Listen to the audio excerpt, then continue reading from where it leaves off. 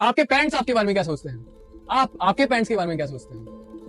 In the developing India youth की जरूरत है कि वो आगे बढ़े, पर उनके पेरेंट्स का सपोर्ट उतना ही जरूरी है। अगर आप चाहते हैं कि आपके पेरेंट्स आपको समझें, ये पॉडकास्ट उनको जरूर दिखाइएगा। इसमें मैंने अपने फादर के साथ बात की है, उनके पॉइंट ऑफ व्यू और हमारे point of view, the old generation versus the new generation. Let's begin. आज हमारे साथ दीपक गुप्ता मेरे फादर बैठे हैं। तो पापा, अपने बारे में कुछ बताइए। मैं दीपक गुप्ता 18 एज की उम्र की एज में मैंने व्यापार शुरू कर दिया था, क्योंकि फादर हमारे जल्दी रिटायर्ड हो गए थे। इंडियन नेवी में थे फादर। नेवी में जल्दी रिटायरमेंट मिल जाता है 15 साल के बाद। तब से मैंने पूरी जिम्मेदारियां अपने ऊपर ली और व्यापार क्षेत्र में मैं बहुत जल्दी उतर गया था। धीरे धीरे व्यापार में काम करने के साथ साथ फिर मुझे क्राइम रिपोर्टर के रूप में दैनिक जागरण में काम करने का मौका मिला। मैंने करीब 4-5 साल उसमें क्राइम रिपोर्टर के रूप में काम किया है और अपनी एक पहचान भी बनाई है अच्छे पत्रकार के रूप में। फिर मैं डिस्ट्रिक्ट पर ब्यूरो चीफ के रूप में भी करीब 5 साल रहा। पर आज के जनरेशन के बारे में आप क्या सोचते हैं? आज का दौर और हमारे टाइम का दौर बहुत डिफरेंट है। हमारे दौर में हम माँ बाप के हिसाब से ही चलते थे।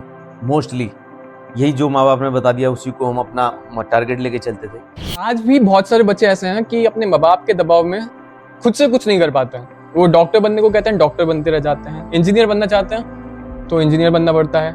मेरे मन में सवाल आता है कि आज की जनरेशन, आप मुझसे क्या चाहते हो? आज की जनरेशन किससे क्या चाहते हो? देखो, मैं हूँ या कोई भी हो मेरी जगह, माँ बाप जो भी होंगे वो बच्चे के बारे में अच्छा सोचने की कोशिश करते हैं कि उनका बच्चा सही जगह पे लग जाए, कुछ कमाने लायक ऐसा हो जाए कि उसको, हमें ऐसा ना लगे कि हमें उसके लिए कुछ करना पड़े, वो अपने पैरों पे खड़ा रहे। मेन चीज़ ये है, हम ये चाहते हैं बस। पर आप ये नहीं सोचते कि आपका बच्चा क्या चाहता है?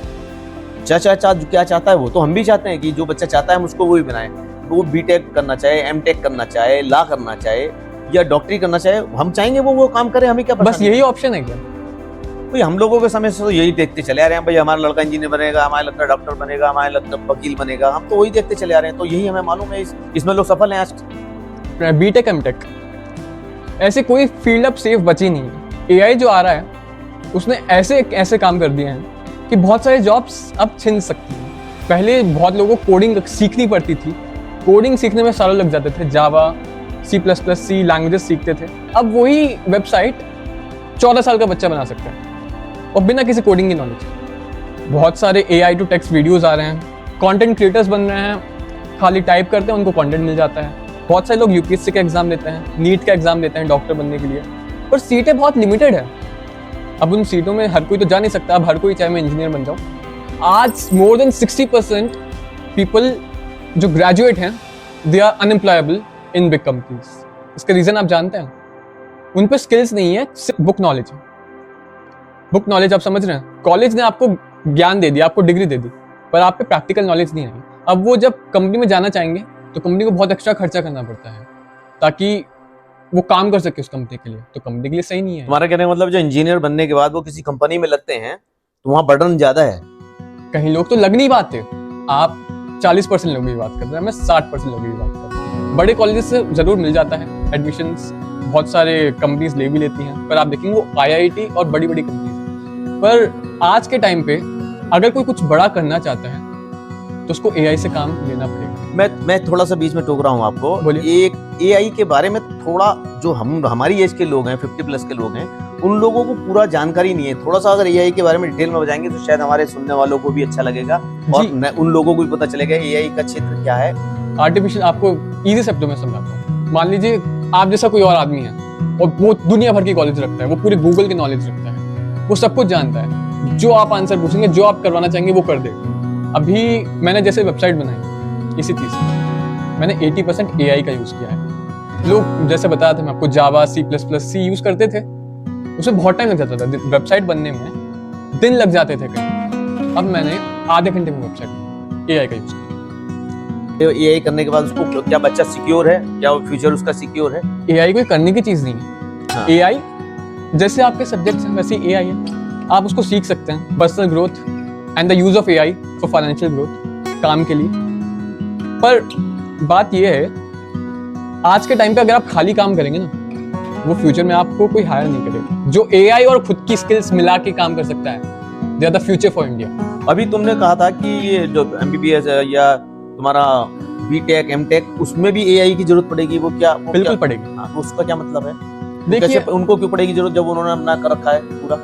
मान लीजिए आपको कोई स्क्रिप्ट बनानी है, अब आप घंटों बैठ के स्क्रिप्ट राइटर से कहते हैं कि भाई मेरे लिए इस चीज की स्क्रिप्ट बनानी है, मान लो कोई आप चीज बोलो, हाँ उसे बनाना हो अपनी उसका जिससे मार्केट में उसकी पकड़ अच्छी बने। अच्छा, तो आपको अपनी मार्केटिंग करानी है और एक स्क्रिप्ट बनानी है उसके लिए। अब ऐसे एआई टूल्स आ गए हैं, आप उससे बोलेंगे कि मुझे मेरी फैक्ट्री ऐसी ऐसी है, मैं ग्रीस बनाता हूँ, अब मुझे इसके लिए एक बढ़िया सी स्क्रिप्ट बना दो, मैं वीडियो बनाना चाहता हूँ। वो आपको बनी बनाई स्क्रिप्ट दे देगा 30 सेकंड के अंदर।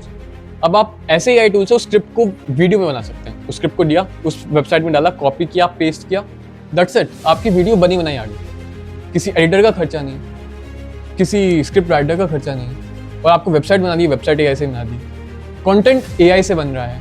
तो ये काफ़ी सारी जॉब्स जो थी आप देखेंगे इसकी वजह से कम नहीं हो रही। नहीं, जो तुम बता रहे हो उस हिसाब से तो बहुत अच्छी टेक्नोलॉजी है, या जो भी है ये नया आया है बहुत अच्छा है। सहयोग हर चीज़ को, जहाँ भी कंप्यूटर होगा या जहाँ भी जल्दी काम करने की जरूरत होगी तो यही का यूज़ करेगा तो आदमी जल्दी होगा काम। अच्छा है, लेकिन फिर भी माँ बाप कैसे सिक्योर समझें कि ये काम करेंगे तो बच्चे का लाइफ जो है सिक्योर है? जैसे इंजीनियरिंग कर लेगा तो इंजीनियर तो हो ही गया ना वो। नहीं, यही तो दिक्कत है आज की डेट में। आपकी लाइफ अभी बिल्कुल सिक्योर नहीं है। आप जितनी जॉब चाहते हैं उतने जॉब देने वाले नहीं हैं। आप एक कंपनी से एक लिमिटेड जॉब ही तो मांग सकते हैं। अब पॉपुलेशन इतनी बढ़ चुकी है इंडिया की, अगर वो खुद से जॉब करना चाहेगा तो हर किसी को जॉब नहीं मिलेगी, मिल भी जाए तो अच्छी जॉब नहीं मिलेगी। आप चाहेंगे कि मेरा बच्चा 1.5 लाख 2 लाख 1 लाख कमाए, कैसे कमाएगा जब इतनी जॉब ही नहीं है। जॉब बनाने के लिए इंडियन यूथ को ही आगे आना पड़ेगा, जॉब मिलेंगी। तुम्हारे कहने का मतलब ये है कि आने वाला वक्त जो है इंजीनियरिंग के लिए या एमटेक वगैरह के लिए या जो और क्षेत्र हैं पढ़ाई के आपके जो हमारे समय में थे, वो उनका क्रेज कम होने वाला है। जो बात ये है, एमटेक एमबीबीएस ये तो हमेशा ही रहेंगे, पर अभी इंडिया, पूरा वर्ल्ड इंडिया पे इन्वेस्ट कर रहा है और हम इंडियन इसका फायदा नहीं उठा पा रहे। अभी इंडिया को आगे बढ़ाना है तो यूथ को आगे आना है।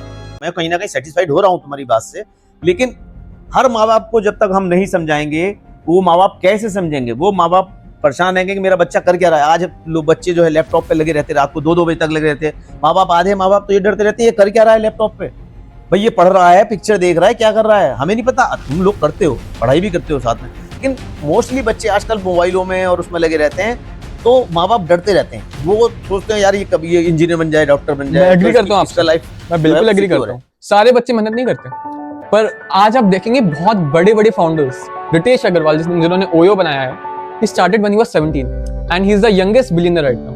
8,000 करोड़ उन्होंने 21 साल की उम्र में कमाए। तो एआई की तो बातें हो गई, अब मैं बात करता हूँ स्टार्टअप की। आज इंडिया में स्टार्टअप काफी ग्रो हो रहा है, काफी इन्वेस्टर्स आके इंडियन स्टार्टअप्स को आगे बढ़ाना चाहते हैं। मोदी जी ने भी काफी स्कीम्स लॉन्च की हैं। सबसे पहली है स्टार्टअप इंडिया, उसमें नए स्टार्टअप्स को मौका मिल रहा है। और आगे जाके एक और स्कीम अभी चल रही है, वो है गति शक्ति। ये ऐसी स्कीम है जो बिजनेस को बहुत आगे ले जा सकती है। इस स्कीम के साथ गवर्नमेंट का ये कहना है 2048 तक इंडिया विल सरपास चाइना।